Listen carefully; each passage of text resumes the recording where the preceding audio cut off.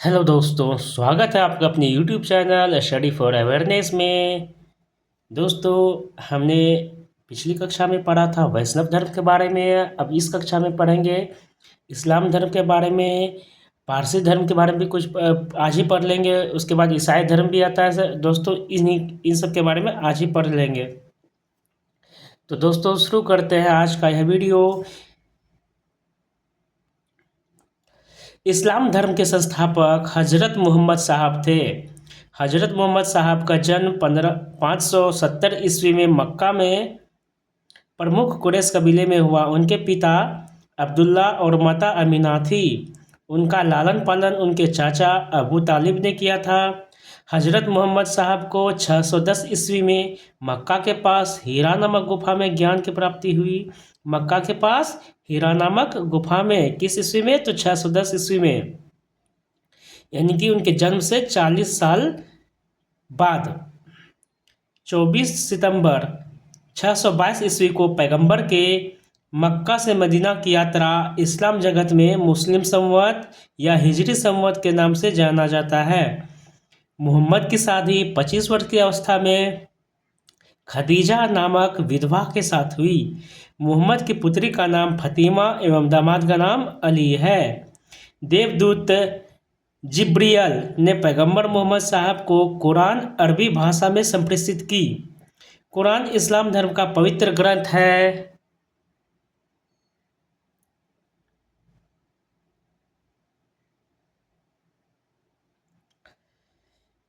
यह पवित्र ग्रंथ 114 अध्यायों में बटी हुई है। इसमें 6360 पद्य है। पैगंबर मोहम्मद साहब ने कुरान की शिक्षाओं का उपदेश दिया। हजरत मोहम्मद साहब की मृत्यु 8 जून 632 ईस्वी को हुई। उन्हें मदीना में दफनाया गया। मोहम्मद साहब की मृत्यु के बाद इस्लाम सुन्नी तथा शिया नामक दो पंथों में विभाजित हो गया। सुन्नी उन्हें कहते हैं जो सुन्ना में विश्वास करते हैं। सुन्ना पैगंबर मोहम्मद साहब के कथनों तथा कार्यों का विवरण है। शिया अली की शिक्षाओं में विश्वास करते हैं तथा उन्हें मोहम्मद साहब का न्याय सम्मत उत्तराधिकारी मानते हैं। अली मोहम्मद साहब के दामाद थे। अली की 661 ईस्वी में हत्या कर दी गई। अली के पुत्र हुसैन की हत्या 680 ईस्वी में करबला यानी कि इराक नामक स्थान पर कर दी गई। इन दोनों हत्याओं में ने शिया को निश्चित मत का रूप दे दिया। पैगंबर मोहम्मद साहब के उत्तराधिकारी खलीफा कहलाए। पैगंबर मोहम्मद साहब के उत्तराधिकारी क्या कहलाए? खलीफा कहलाए। इस्लाम जगत में खलीफा पद 1924 ईस्वी तक रहा। 1924 ईस्वी में इसे तुर्की के शासक मुस्तफ़ा कमाल पाशा ने समाप्त कर दिया। इब्न इसाक ने सर्वप्रथम पैगंबर साहब का जीवन चरित्र लिखा। किसने? इब्न इसाक ने सर्वप्रथम किसका लिखा? पैगंबर साहब का जीवन चरित्र लिखा। मोहम्मद साहब पैगंबर के जन्मदिन पर ईद ए मिलाद उन नबी पर्व मनाया जाता है। मोहम्मद साहब के है ना जन्मदिन पर ईद ए मिलाद उन नबी पर्व मनाया जाता है। भारत में सर्वप्रथम इस्लाम का आगमन अरबों के जरिए हुआ। 712 ईस्वी में अरबों ने सिंध जीत लिया और सबसे पहले भारत के इसी भाग में इस्लाम एक महत्वपूर्ण धर्म बना।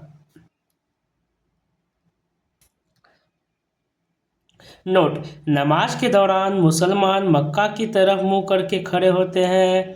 भारत से मक्का पश्चिम की ओर पड़ता है। मक्का की ओर की दिशा को किबला कहा जाता है। तो दोस्तों, इस प्रकार इस्लाम धर्म समाप्त हुआ और आगे इसी वीडियो में हम पढ़ेंगे ईसाई धर्म के बारे में, जो कि एक छोटा सा टॉपिक है जो इसी वीडियो के साथ साथ खत्म कर दिया जाए तो अच्छा रहेगा। दोस्तों, चलिए शुरू करते हैं ईसाई धर्म के बारे में। ईसाई धर्म के संस्थापक ईसा मसीह हैं। वह प्रमुख ग्रंथ बाइबिल है। ईसा मसीह का जन्म जेरूशलेम के निकट बैथलेहम नामक स्थान पर हुआ।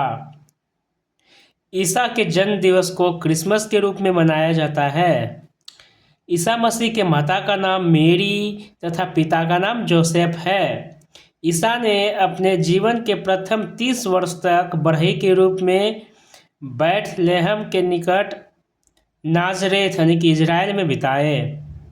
ईसा मसीह के प्रथम 2 शिष्य थे एंड्रूस एवं पीटर। ईसा मसीह को सूली पर रोमन गवर्नर पेंटियस ने चढ़ाया। ईसा मसीह को 33 ईस्वी में सूली पर चढ़ाया गया। ईसाई धर्म का सबसे पवित्र चिन्ह क्रॉस है। ईसाई धर्म का सबसे पवित्र चिन्ह क्या है? क्रॉस है। ईसाई तत्व ईसाई तत्व में विश्वास रखते हैं। वे हैं ईश्वर पिता, ईश्वर पुत्र, ईश्वर पवित्र आत्मा। नोट: 12वीं शताब्दी से फ्रांस में आरंभिक भवनों की तुलना में अधिक ऊंचे व हल्के चर्चों के निर्माण प्रारंभ हुए। वास्तुकला की यह शैली गोथिक नाम से जानी जाती है। इस वास्तुकलात्मक शैली के सर्वोत्कृष्ट उदाहरणों में एक पेरिस का नॉट्रे-डेम चर्च है। तो इस प्रकार दोस्तों ईसाई धर्म की टॉपिक भी खत्म हो चुकी है। अब आगे होगा पारसी धर्म, जो कि साथ ही लेके चलते हैं दोस्तों। चलिए शुरू करते हैं पारसी धर्म के बारे में। पारसी धर्म के पैगंबर जरथुष्ट्र यानी ईरानी थे। इनके शिक्षाओं का संकलन ज़िंदा अवेस्ता नामक ग्रंथ में है। इनके शिक्षाओं का संकलन क्या है? ज़िंदा अवेस्ता नामक ग्रंथ में है, जो पारसियों का धार्मिक ग्रंथ है। ज़िंदा अवेस्ता क्या है? पारसियों का धार्मिक ग्रंथ है। इनकी मूल शिक्षा का सूत्र है सद्विचार, सद्वचन तथा सद्कार्य। इसके अनुयायी एक ईश्वर अहूर को मानते हैं। इस धर्म के अनुयायियों को अग्नि पूजक भी कहा जाता है। तो दोस्तों इस प्रकार हमने आज पारसी धर्म को पढ़कर धर्म की जितनी भी टॉपिक होती थी आज खत्म हुआ। अब अगले क्लास से हम साम्राज्य के बारे में पढ़ेंगे दोस्तों। तो इस प्रकार से आप धर्म की जो भी टॉपिक थे धर्म के सारे टॉपिक खत्म हो गए हैं दोस्तों। आई होप यह वीडियो आपको अच्छा लगेगा और आपके रिवीजन में काम आएगा दोस्तों। आज के लिए बस इतना ही।